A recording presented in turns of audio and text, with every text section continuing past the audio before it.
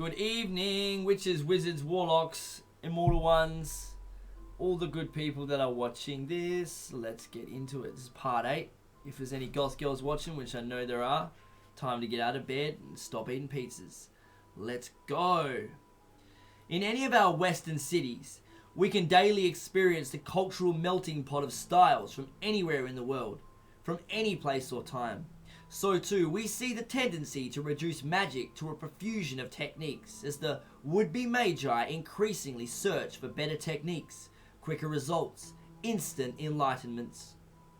The present technologists of the spirit run the same risks as the previous generations, architects of the abstract of narrowing their vision of imbalance. Magic is powerful. It is dangerous, as is anything which provokes change. One may be driven towards magic, be seduced by its glamours, or washed up against its shores through crisis. But it is most definitely not for all. No more than one would indiscriminately feed people powerful psychoactive drugs or leave children to play with dangerous machinery. This is the seduction of technology, that its creators distance themselves from the uses to which their creations are put, and its glamours are seductive in the short term, whereas the consequences are somewhat different. In the 60s, we were fed the glamour of utopia through the harnessing of nuclear power. 30 years later, the glamour has soured somewhat. It is the same with magic. What we imagine magic will enable us to become and what we actually become after years of practice are usually quite different. The ability to perform advanced acts of magic requires years of effort, years of study, training, practice, analysis, and growing self-awareness. These years are valuable. The passage of time allows us to grow, to create our own codes of ethics and honors, forming the roots of our power and the bedrock upon which we build our magical reality. As is often said, a powerful magician stands alone in the crowd, to some degree, alien or inhuman. Many yearn for this state, feeding the ego with feelings of superiority and the wish that others may see them as wise. What is less often stated is that the adept magician who feels his separateness all too keenly is more likely to mourn the loss of innocence, if only secretly. One cannot shape the world without being reshaped in the process. Each gain of power requires its own sacrifice.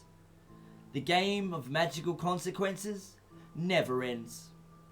The emergence of chaos magic has given rise to a shift in the emphasis of modern magic.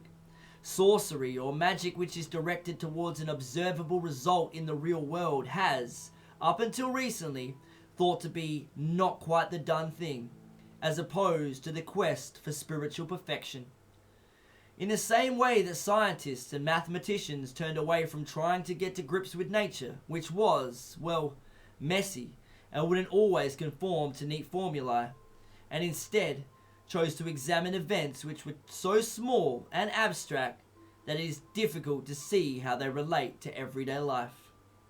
So much of magical practice relates to inner experience that it is all too easy for an individual to convince himself that he is a great magician on the basis of inner experience alone, and not the ability to phenomenize that experience into action.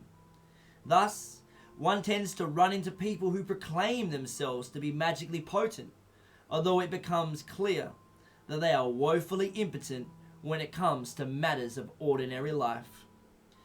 Now we're into statement of intent. Consequently, if magic is to be effective, we must be able to assess our performance, and moreover, relate the magical techniques that we use to what emerges out of that use. Which is to say that if, for example, you perform a ritual invocation of a particular entity for a specific purpose, you need to be able to or be aware in what ways that ritual will resonate into your life. Chaos magic addresses this issue by placing a rigorous emphasis on the statement of intent.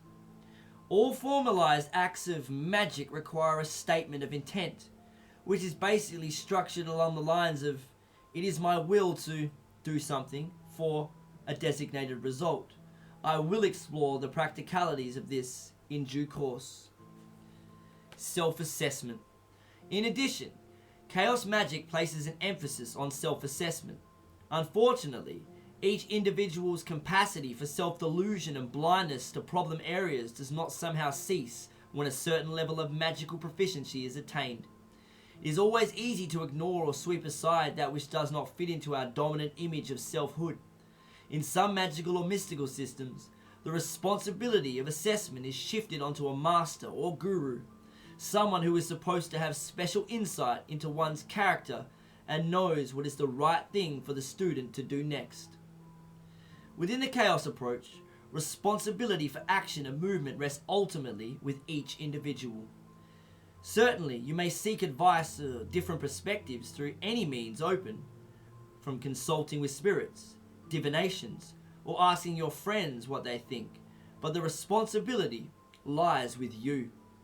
The ability to examine your behavior, thoughts, and feelings with a degree of dispassion and objectivity is a skill which, once you begin to use it, can be applied in any area of your life. There we go. We are done with part 8, and you know we'll be back tomorrow with part 9. Have a good night. You can go back to bed, Goth Girls.